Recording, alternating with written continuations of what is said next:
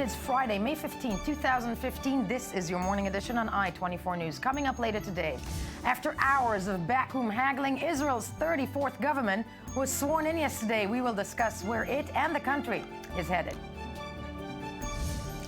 Palestinians mark Nakba Day, their annual commemoration of the displacement that preceded and followed the Israeli Declaration of Independence in 1948. And later on the show, it is our favorite segment of the week, the politicians' Instagram feeds. A closer look into them. Good morning, I'm Yael Avi, and we begin in Jerusalem, where at 11 o'clock last night, after hours of backroom bargaining and a last-minute postponement, Israel's government was sworn into office. Prime Minister Netanyahu's new government is made up of 5 parties and enjoys the slimmest of majorities, with the coalition holding on to 61 of the 120 seats in the Knesset. The coalition makeup meant that Netanyahu, who won a landslide election in March, is at the mercy of every one of its members, including those of his own Likud party. To further discuss what many believe will be a short-lived government, we're joined in studio by I-24 News diplomatic correspondent Tal Shalev.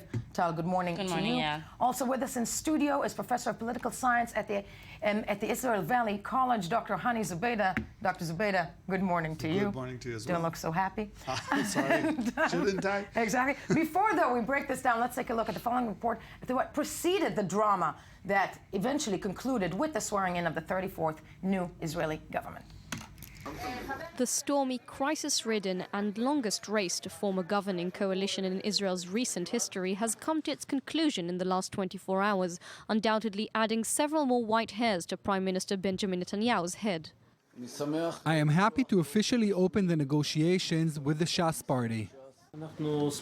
We're happy to meet with representatives of the Kulanu party. We're heading towards an intensive negotiation.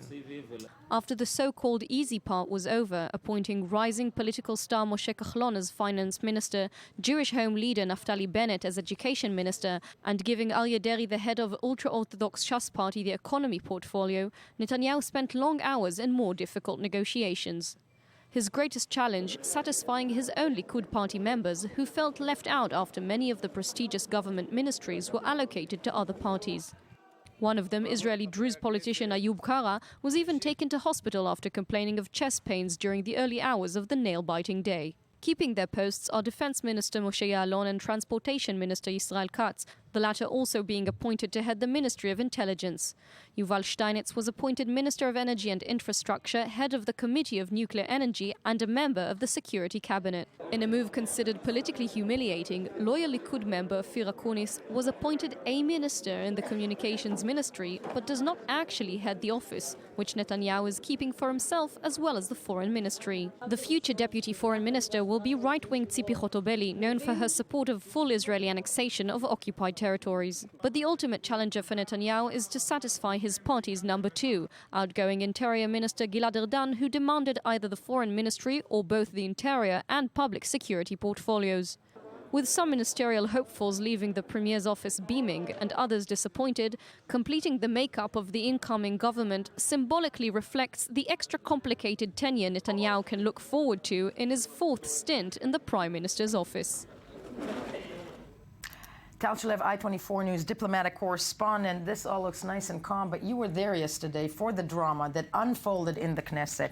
It was postponed. What happened?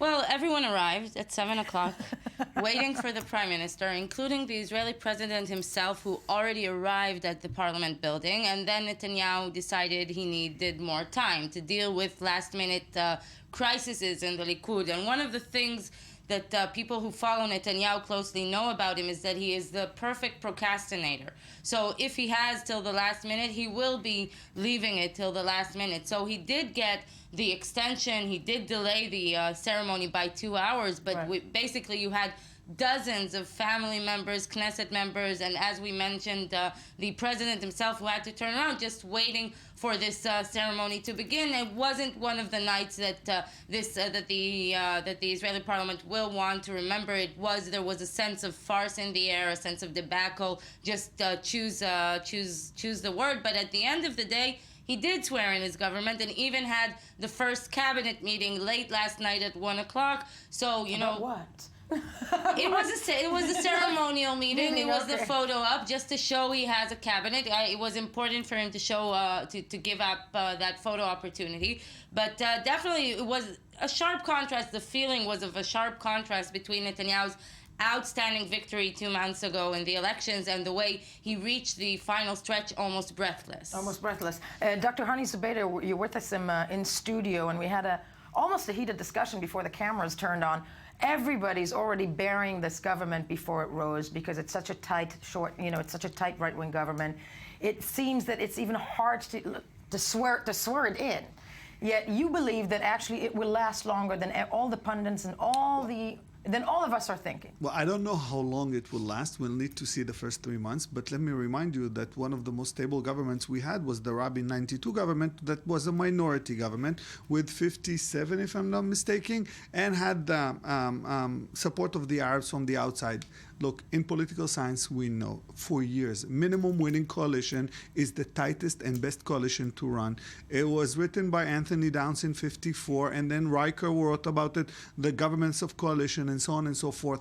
We know that the tightest the coalition is, the more smoothly it runs, because everybody knows everything is at stake, and they must be at every vote of confidence, every vote for every law, and it's a very tight shift. But what you were describing, and Tal, this is the question to you, is that everybody knows what's at stake. Is Netanyahu surrounded by people who care about his stakes? Well, Netanyahu is surrounded by politicians and by advisors. One can have questions about how the quality of the advice he's been getting in the past few weeks. Definitely, the way he managed the coalition negotiations. I don't know. Professor Zubaydah can probably talk about it from the academic point of view, but from the political point of view, he kind of lost his cards. But we should mention, saying what we say about Netanyahu, no leadership, he has a lot of criticism against him. At the end of the day, he is proceeding most of his predecessors in the length of term. He is starting his 4th term today. Still a politician, to say the least. Still one of the most magical politicians around. So I wouldn't bury him just because of that, just because we all buried him before the elections and then he came back after the elections, and he might be coming back yet. And he's been saying again and again that he seeks to expand his government. He's been calling to broaden his government. The question is who is jumping for that tree? And as Professor Zubaydah mentioned, it is, it was back in 92 a very tight minority government that had the support from the outside. These days, that's not going to be the case. The Israeli opposition, a melange of center-left, the Joint List, and Avigdor Lieberman, has promised a tough fight. Many would argue that thus far they have not been harsh enough to Netanyahu's forming government. So now that it's a done deal, will we hear more from them? What is the plan of action foreseen in the future on their behalf? To find out, we're joined over the phone by the Zionist Union Israel Labor Party Knesset member Michal Biran. Michal, good morning to you. Good morning, Yael. You were there, I'm assuming, seeing everything unfold last night, but the criticism towards the people from the outside, because it's up to the opposition at this point, is what kind of a fight are you going to give this government? I think that those who watch tightly in the last 2 days, we had a very long filibuster a few days ago. I think we were there until 7 o'clock in the morning. We didn't give up of any minute, and it's important because in such a tight coalition, and it's not the same like Rabin had with the support from the outside. Think about it. Even in the Finance Committee, in the last coalition, the ratio between coalition opposition was 11 to 6. Now it's going to be 9 and 8. So what? So what is one of the questions that's being asked here. And So what? 9 to 8 is still a victory. No, I can tell you that even with 11 and 6, after a year and so, it was difficult for them to have a majority. They had a majority, okay? But by the way, there was times that when they start arguing between them, that they were begging for opposition help to have some decisions actually pass. So 8 and 9, it says that they can't go abroad in delegation. They cannot even be sick, okay? Now, Michal, I got to ask you also this: the lead up to this new government, the elections, there was a lot of criticism towards the Israeli left that it shies away from saying and stating its agenda, that it doesn't really give a good fight towards Netanyahu's government, towards his political party, whatnot. Is there talk from within the party that there needs to be some change of strategy to try to relate to the people of Israel? I think that's the main criticism within the party. We had a 24 seats. Also has a very important message that Labor and the Zionist Union kept being returned to being the leaders of the center left. Now the problem is that this is also our glass ceiling. If we will not go beyond those borders, if we will not be able to let other people that in the periphery, newcomers, Israeli Arabs, people that hardly voted for us this time, we will not be able to turn the situation around and to be able to form a government. And this is something people, I think, deeply understand, and I think you'll see changes in this next term. Michal, I want to thank you for being with us, and I think that thank you for being with us this morning. I think if the Israeli left is looking internally, then the United States is looking outwardly towards Israel. At the end of the day, the people who are most interested, or in the Western world who are most interested in this new Israeli government, is most likely the people within the White House, the administration of U.S. President Barack Obama. Obama had the following to say about the new Israeli government during a speech in Camp David last night. Let's have a listen. I continue to believe that a two-state solution is absolutely vital for not only peace between Israelis and Palestinians, but for the long-term security of Israel as a democratic and Jewish state. And I know that a government has been formed that contains some folks who don't necessarily believe in that premise, but that continues to be my premise. And since we're up here at Camp David, I think it's important to remind ourselves of the degree to which a very hard peace deal that required incredible vision and courage and tough choices resulted in what's now been a lasting peace between countries that used to be sworn enemies. And Israel's better off. Tal, I want to ask you, other than the fact that the American president looks incredibly exhausted when he speaks about Israel and the Palestinian territories. Because he was worn out by the GCC leaders. That Yeah, might not be because of the Israeli-Palestinian It may not just conflict. be us. That said, President Obama, taking a look at this new government, this is, not his worst nightmare. I don't think that Israelis realize that the American administration doesn't think about Israel from morning till night.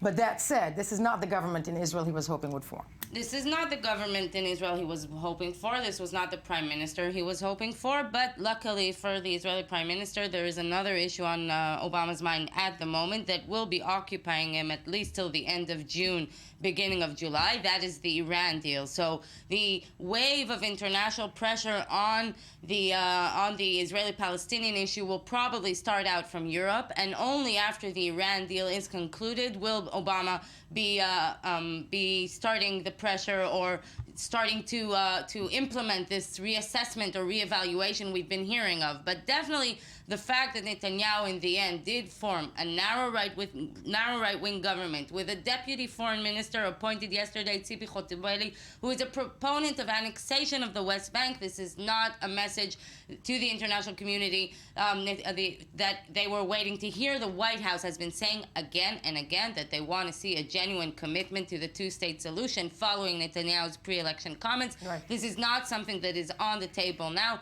As we said, Netanyahu has a month and a half till the end of June, maybe July will be occupied with the Iran deal too, but after the Iran deal will be implemented, this is definitely going to be a wave of pressure coming from the White House. And next week, the EU foreign policy chief, Federica Mogherini, is already going to be arriving here to start the European pressure on this issue. It is clear that it's not going to be an easy front the international front is going to be one of the more challenging fronts for Netanyahu. For some analysis about how the new government and its various ministers also are perceived in Washington, as Tal Shalev just mentioned right now, we're joined live by Times of Israel, Washington, D.C. correspondent Rebecca Shimoni Stoll. Rebecca, good morning. Good morning. I'm sure you heard also President Obama speak the rhetoric, we have to call it rhetoric at this point, about the two-state solution. But when it comes to Iran, because that's what's on the table, what is on the table right now with the United States, is there concern in Washington that Netanyahu is going to try something else in whatever time is left till June 30th to try and destabilize that deal? And how is Washington viewing this new government? Well, I think there is a certain amount of concern, and obviously there have already been statements made by the administration that Obama is not interested in meeting with Netanyahu before the Iran deal. And I think that's pretty much to be expected. That is to say, the chances that I would imagine Netanyahu, given the coalition that he's managed to kind of weld together by force at the last minute, is going to come to America to try to lobby hard. I don't know how feasible that is when it's clear that there also isn't going to be a top-level meeting. On the other hand, the Iran deal does have the convenient factor of being an effective distraction from this two-state solution situation on which the lines of battle are not as clearly drawn in Washington. That is to say, we all know in Washington where everybody stands in terms of the Iran deal. The question about the two-state solution and to what degree various people here are willing to put actual pressure on Israel to get closer to a two-state solution still actually remains in question. Do you think that the American administration in many ways has given up on that idea? I think that the American administration right now is in a holding pattern, of course, primarily because of Iran. They really want to get to this deal, and they're really not interested in doing anything that might risk that deal or might complicate that deal. And there is concern that if the administration starts pushing hard on the two-state solution before the Iran deal, it could cause a negative backlash in Congress that could strengthen the forces against an Iran deal. And so the administration is likely, as Tal said, to just hold off for the near future. And when it comes to a Netanyahu-Obama meeting, I'm assuming that's not in the cards anytime soon, is it? No. That's an easy one to answer. Yeah, no, the whole promise is that they're not going to meet before June 30th, and I think if it were up to the two of them, most likely not till 2016. But Rebecca, thank you for being with us this morning. Before we conclude this, Professor Zubaydah, I really want to, ask you yet again, and I know you touched on it in the beginning, there is the research that was done about, tight governments that they seem to hold, et cetera, et cetera. But when you're looking at the makeup of this coalition, and how hard it was to even bring it together. It's the factions from within. It's the likes of Naftali Bennett. Will they let him operate? I'm talking about the people from within his government. Well, it all depends on the first month of the work in the government. Let me say that even when I heard MK Michal Biran speaking about the government, she said exactly what the theory said, but she interpreted it the wrong way, with all due respect. And I know she's a master student of political science, because everything she said brings me back to thinking this will be a tight shift. Nobody can be sick. Nobody can leave the country. Everybody needs to be on their toes. Everybody understands that the only way they can get what they signed in the coalition agreements is to bring back his vote to the government. Because if somebody falls out of the wagon, that's it. We have one voice. If two people fall out of the wagon, we're at a draw. So I think what we see right now is a problem of coalition. Everybody got what they wanted. Not exactly. You cannot get 100% from a coalition negotiation. Now the question is, can Benjamin Netanyahu run this shift without problems? I think, and we need to put that in mind, the most important issue that he will have to resolve is in-house. The Likud. It has nothing to do anymore with the Jewish home. It has nothing to do with the ultra-Orthodox. It has nothing to do with Kahlon. In-house issues. Ardan is out. Yeah. Hanegbi yesterday said, well, I don't know what he said about me. I don't know about the position he gave me, but I didn't agree to anything, which was a huge embarrassment for the premier. Now, I know he's a good politician. I know he knows he has to write a tight shift. The question is, will the ideological glue compensate exactly for personal issues within the Likud. Within the Likud. Right. Yeah, I think there are 2 points. One thing is that Netanyahu has to regain his leadership in many ways, and this has to do with the Likud, because his leadership, the fact that the younger generation of the Likud, the successful ministers, are being pushed aside or feel the need to leave. If we're talking about Moshe Kahlon, we're talking about Gideon Sa'ar, we're talking now about Gilad Erdan. Netanyahu does not let anything grow next to him, and this is becoming apparent by the day. Right. That is a problem. The other problem will be if Netanyahu wants to implement far-reaching reforms, that will be a problem with 61 with a 61 majority, because in order to implement far-reaching reforms, just the negotiations, you'll have to go in the government in which the ideological glue is not so clear on the internal issues, on the domestic issues. That will be a challenge for Netanyahu, and I think the key person here is Moshe Kahlon, the leader of the centrist party Kulanu. Right. He is not as right. He is not his party. Maybe him. He signed up to something completely different. He signed up to something completely different. He demanded, for instance, that the Supreme Court status would be secured, and that does not at the end of the day appear in the guidelines of the coalition agreement. The issue of the Supreme Court is very, very tricky because securing the Supreme Court, according to the Israeli law, is bringing back the Supreme Court to its position prior to Aaron Barak presidency. And I think, with all due respect, that the Supreme Court has overstepped its balance hugely, according to the Israeli electoral system. Just an example of divisions that can occur. Divisions that can occur from Kahlon's point of view, and not all of the members of his party are as right wing as him. Some of the members in his party are much more center, much more center left. That could create problems in the future, and Kahlon has a huge political capital invested in this government. It's its first government, so he will have to make the bill and to try and calculate if it's worth staying in or not. Or in short, everybody has to come to work and play nice. Yes. Yes. Good luck on that. Okay. As you said, that concludes the Israeli government. As we move along.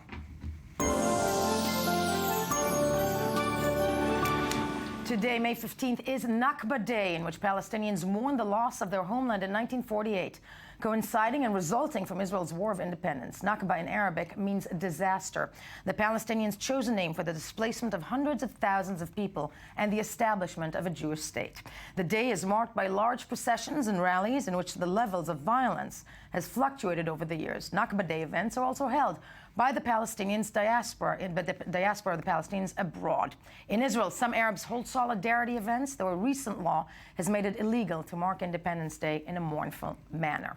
Still in studio with us, of course, Professor of Political Science at Israel College Valley, Dr. Hani Zubaydah, and Tal Shalev, our one and only I-24 News diplomatic correspondent. Let's take a look at Nakba Day that was and is today and break it down from there.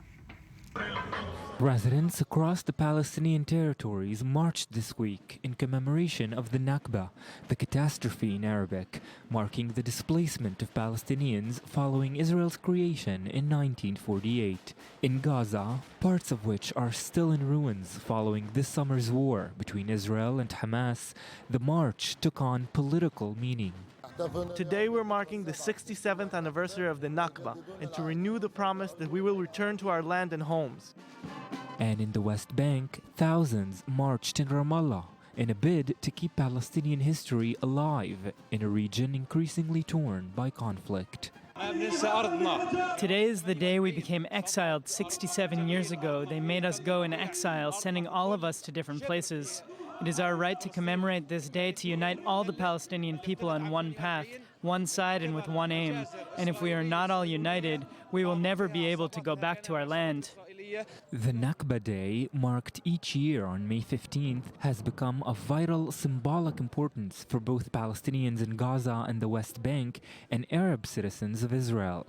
The marches, surrounded by Israeli security forces, have taken on controversial meaning, with Israeli officials banning the commemoration of the Nakba in Israel.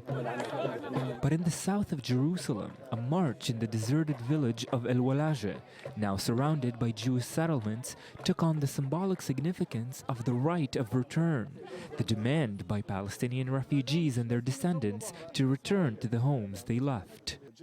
We came to revive the experience of life in a Palestinian village on the anniversary of the Nakba.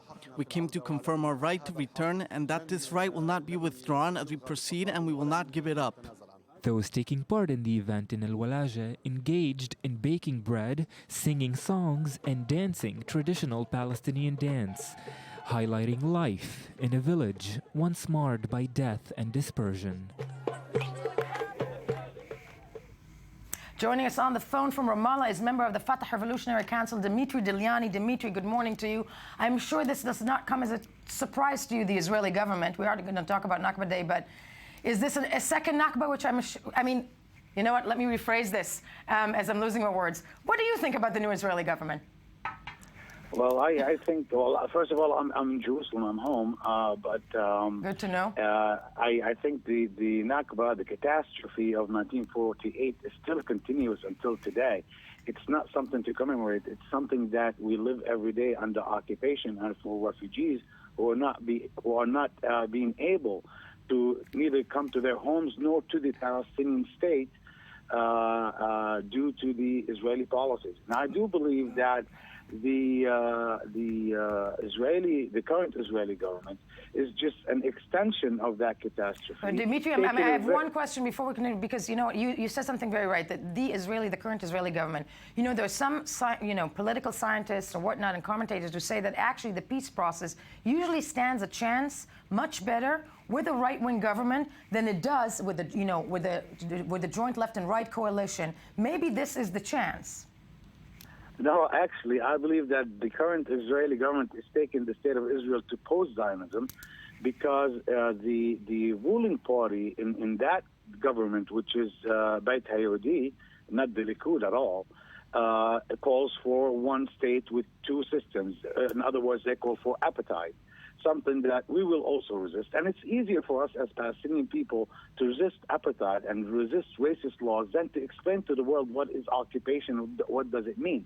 So I believe that one-state believers in both sides, they have it coming to them with the upper hand to the Palestinian believers in one-state solution because they believe in one state, equal rights for all. On the other hand, the people in the Israeli government and the crucial element in that government believes in one state with apartheid, something that wouldn't even get the support of world Jewry.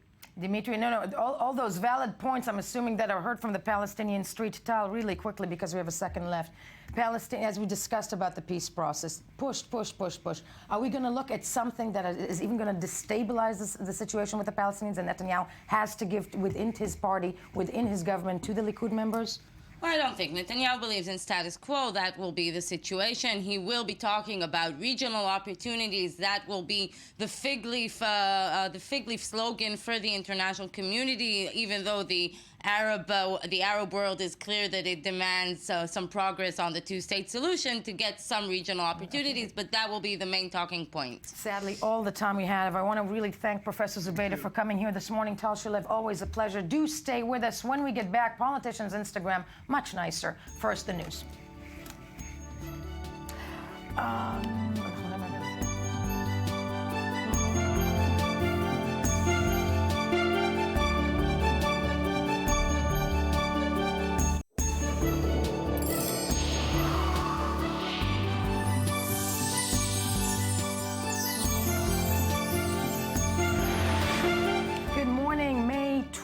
May 15th? Tax Day. It's also Nakba Day, which you discussed before. Exactly. Right? Nakba Day and Tax Day kind of go together. Yeah. May 15th, 2015. It is the time to say hello and good morning to Ami Kaufman and his bow tie. Hello. Hello. Who joins me daily to discuss the news we've missed while scanning the headlines. So please. Good morning. So this could be another blow to Obama's foreign policy in the Middle East. As we know, he's been having a rough week, especially when it came to the GCC summit that he's having in Washington. A lot of Middle East leaders did not arrive, specifically the Saudi King bin Salman. And now we're seeing that there might have been traces of chemical weapons that were found in Syria, traces of nerve gas, of sarin, and the deadly VX gases. I'm about to say, that's a red line cross. Exactly. We're talking about the red line. It might be a red line that's in sand and been washed away now because we're wondering if this is violation of the accord that was reached in 2013 with Syria, where it promised to rid itself of all its chemical gas. It's interesting because, you know, you were here actually in studio yesterday when we had a chance to speak to John Hanna. Right. And he was pounding on how Obama needed to attack Syria and depose Assad, which I'm sure the Republicans would like to see as well. Right, exactly. But this puts it all, you know, I'm Puts wondering it how all in this perspective, and the last week, you know, his foreign policy has been called the unraveling of Obama's foreign policy, and this is not; these reports are not going to help that at all. Completely. Especially after we're hearing on the heels that chlorine bombs are being dropped on people in Syria as well. And and again, let us not forget, and because every time we say Syria, that it's a war that's been going on for nearly 4 years, right, with 250,000 people dead. Quarter million people. And just a short update from the GCC itself: Obama said that the U.S. will use force to defend the Gulf allies. He did say that. He did say that. Wow. You know, with a reference to Iran, of course. To Iran, course. Obviously. Yes. It's getting interesting. Getting interesting there. Yes. Definitely. Eh. A major crisis in East Asia. We're of course aware of the migrant crisis here in the Mediterranean, right, but there are about 6,000 people on boats in the Bay of Bengal who have nowhere to go. We're specifically talking about 6,000 Rohingya Muslims from Burma, who are about a minority of 1.3 million people that are persecuted by the Buddhist majority yeah, and in you're Burma. just looking at the picture of the Guardian, I have to say, so it's like on boats being turned away. They're being turned away, specifically turned away 800 people yesterday from in Malaysia. They do not want to get them. A Malaysia Deputy Home Minister said, what do you expect us to do? We've been very nice to the people who broke into our border, treated them humanely, but they cannot be flooding our shores like this. The Thai Prime Minister said that his government does not have the resources to host refugees. So there are now 6,000 people on boats. The smugglers themselves, the captains of the boats, have left the boats. These people are stranded on boats in the Bay of Bengal with nowhere to go. This does not look like it's going to end well at all. No. Yeah. Staying in. I'm depressed now. Yeah. Well, this is. Yeah. Okay. Staying in East Asia, there are reports that it looks like it might be true. We've been hearing it for a few days now, but it looks like this might be true that the leader of North Korea, Kim Jong-un, executed his the defense secretary by anti-aircraft gun. You know, these are bullets. No, come on. These are bullets that are used to take down F-16 planes, and he is pointing them at people. And apparently he did this. And I have to say, because this is in the Washington Post, and I'm glad you cachet this, this seems to be true, because there are things that come out of North Korea that, you know, are never really too sourced and sound insane. Usually the sources of these reports are from the South Korean Intelligence Service, which is called the NIS, and they've been wrong a few times. There was one case where they said that he executed someone by a pack of ravenous dogs, which was apparently not true. Not true. Yeah. And maybe killed other people with poison, also probably not true. But this looks like it might. There's some sources that say it might. Anti-aircraft, we're talking about this is a missile. It's a very large bullet. Bullets. Yeah, yeah, it's like a mini missile. Yeah. Nice. It's used to take down planes. I mean, jeez. Okay. I mean, the next thing you know, he might be using nukes to kill people. Which he has, do of not course. give people ideas. No. Do not give I'm sure he's probably already thought of it. Yeah, and on to we have a nice little video here for you. This is a video. There was a meeting of NATO foreign ministers in Antalya in southern Turkey on Wednesday night, and late at night, the foreign ministers got on stage and decided to sing the famous "We Are the World." Let's take a look at how these guys do. Please.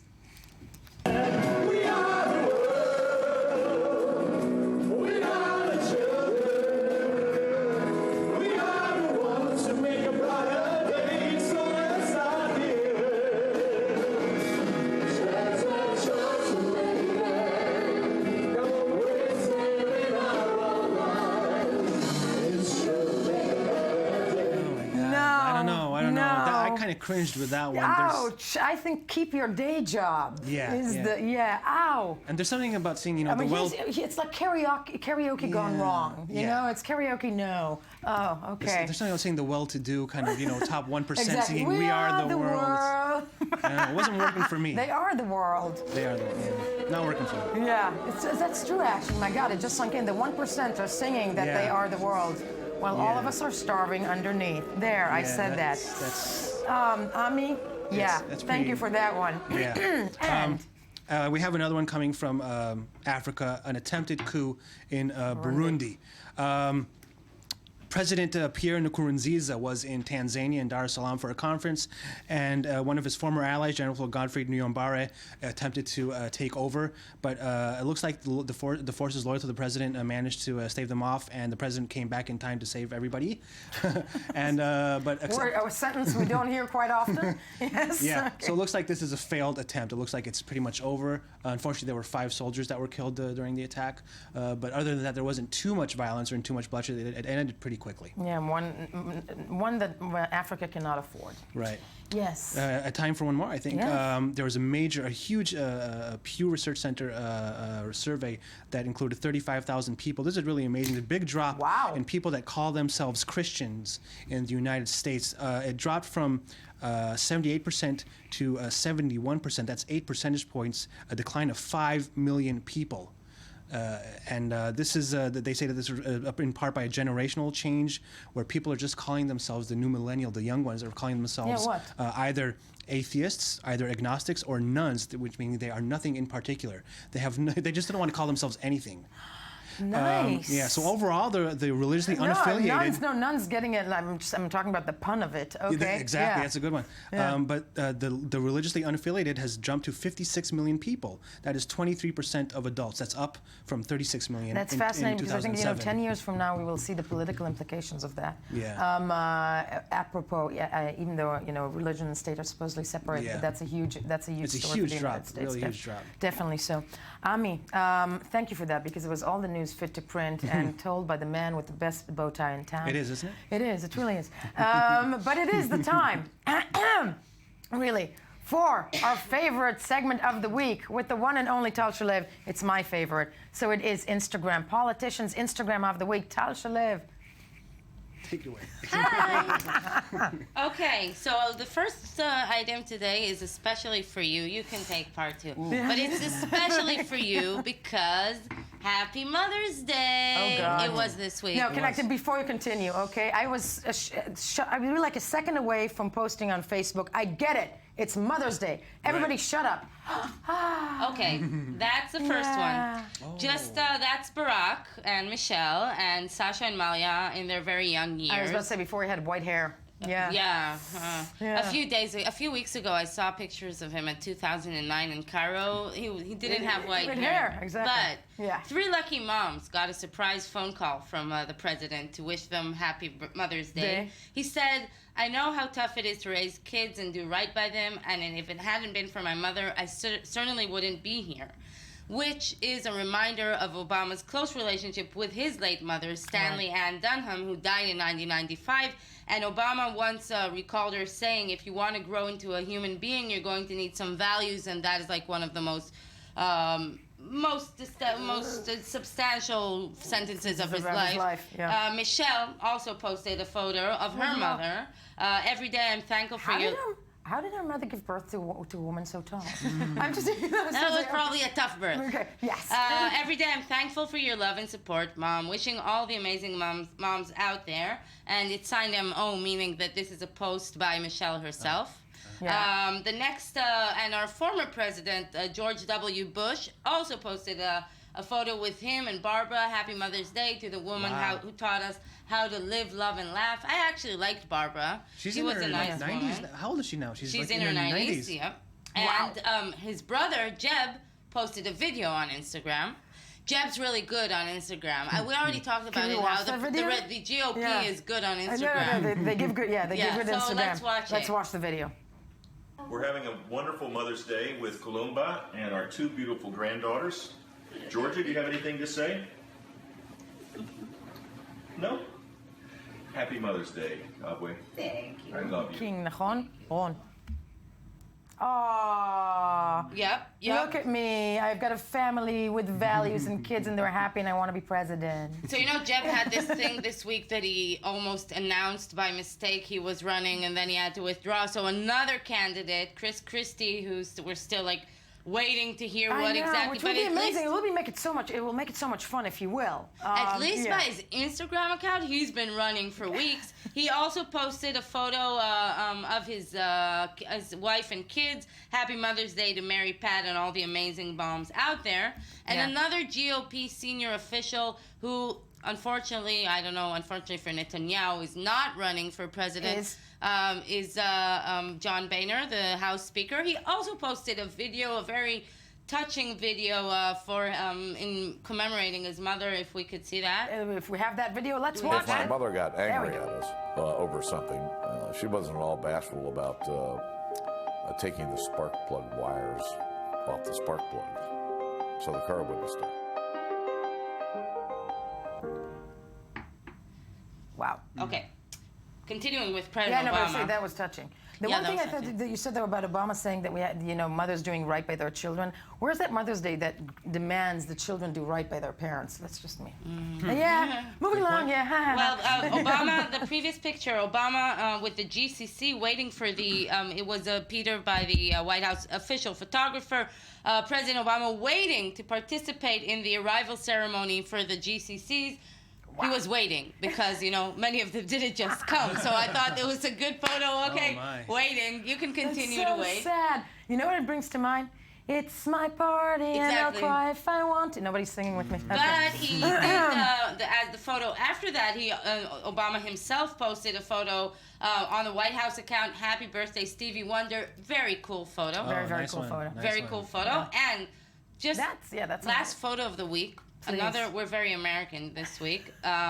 Just a photo I could not just disregard. I could not ignore No, this stop. photo. We need a moment of silence here. Yeah. Is that John McCain's mother? There's His a good. No. Okay. Apparently. Sorry, I thought it was Mother's Day. I don't know. Okay. These are like the things that happen in the United States. This is the pig mascot of the watchdog Good Citizens Against Government Waste. Every year they publish a special report tracking the earmarks, which is spending for special projects that are inserted by lawmakers that bypasses the normal procedures. So this is the mascot. Why a pink pig? Because good question. Okay, so I couldn't really get that. No, I couldn't really get that. Yeah. The book is called The Pig Book. It's an annual pig book. It probably has to do with spending for pigs that someone historically found in these annual spendings. Probably, and wore fuchsia pink. Yeah. Yeah, Okay. great photo by Great John photo. No, McCain. phenomenal. Because John, you can also see on McCain's face how incredibly uneasy he is. And Like, very I do pink. not want to be taking this picture. Somebody take me away. But look how pink he is. Not the pig. Yeah, I was about to say. Ooh. Yeah, not the pig. Oh, John McCain McCain is himself. pink? John Yeah. McCain is Yeah, very very pink. Yeah, okay. So that was the GOP for you this week. Very, very Instagramish. We're good with that. We're good with that. Yeah. And that was it? That was it. That was it, my lord. Okay. I mean, that said, though, we have some sad news coming in, and I think this is not just for, not for us sitting in the Middle East, but for the entire world. B.B. King has just passed away, 89 years That's old. very sad. That's No, really incredibly sad. 89 years old, and that's a good age, but in hospital. King of Blues. He The was, king of blues, the man that I don't know what about you, but I grew up on listening to those to many Great hits. B.B. King songs as a young teenager, being sad about men who left me. But no, that said, 89. He was hospitalized. He was in hospital for quite a while, and sadly no longer with us. But that was also all for us. He does leave us with a lot of music. We leave you with the best of the week. That was on I-24 News Morning Edition. Don't forget to check us out on Monday morning when we will be back with another morning edition, and of course next to the news. But stay with us.